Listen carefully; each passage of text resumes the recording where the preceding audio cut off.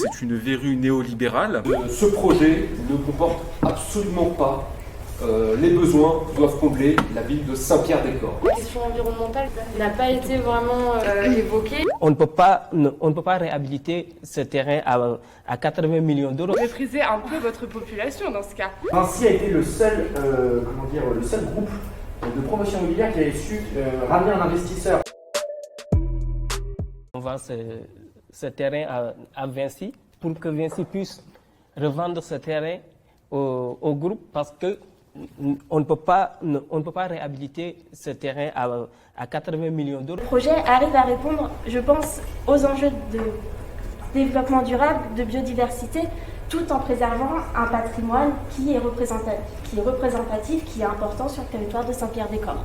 Ce qu'on veut faire, c'est un tiers-lieu qui soit social et solidaire, où on va faire un lieu d'éducation populaire, de l'associatif, beaucoup de solidaire avec aussi un supermarché solidaire. Vous voyez à l'intérieur de Street Art, il faut se dire que ça attire à travers toute la France, que ce soit des graffeurs, que ce soit également des gens qui apprécient énormément l'urbex. C'est un patrimoine à part entière qui va être finalement détruit pour en faire du médical, alors que c'est l'âme qui se perd finalement. C'est dommage, c'est dommage. La ville de Saint-Pierre-des-Corps, il y a un taux de pauvreté très important et une partie du parc de logement est en logement social. Comment voulez-vous que ces habitants profitent de ce projet alors que vous voulez en faire profiter à un petit nombre des gens qui viennent d'ailleurs, qui viennent de Paris ou je ne sais où? Enfin, comment est-ce que vous garantirez que ce projet profiterait à des emplois non qualifiés? Nous apportons donc 1000 emplois directs et 1000 emplois indirects. Je pense que pour les habitants de Saint-Pierre-des-Corps, c'est non négligeable. Et justement, des emplois indirects et des emplois directs qui sont des emplois aussi non qualifiés. Donc, nous apportons une solution et une réponse justement à un des problèmes de Saint-Pierre-des-Corps au niveau du taux de chômage. Nous avons 23% de chômeurs. Non, pardon, excusez-moi, 19,9% de chômeurs.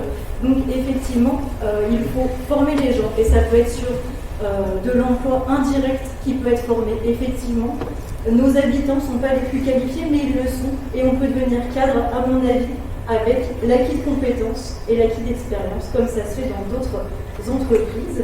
Et puis, nous, on est là aussi pour dire qu'il faut de la mixité sociale.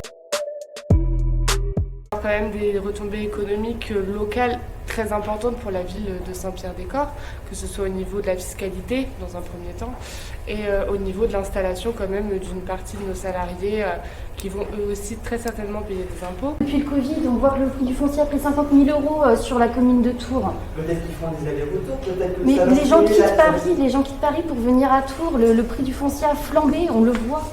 Ça a un impact sur la ville. Donc comme c'est un ancien site industriel, effectivement, il va y avoir une prise en compte des différents déchets qui peuvent être émis ou qui vont être émis et faire en sorte que le site ne soit pas qualifié de site pollué avant, bien entendu, de commencer la réhabilitation du site. C'est un site pollué, artificialisé, avec du béton au sol et autres matériaux peu recommandables pour la biodiversité, alors que ce magnifique projet, montré par Deliane et Vinci, montre bien la plantation d'essence locale, la plantation de nichoirs.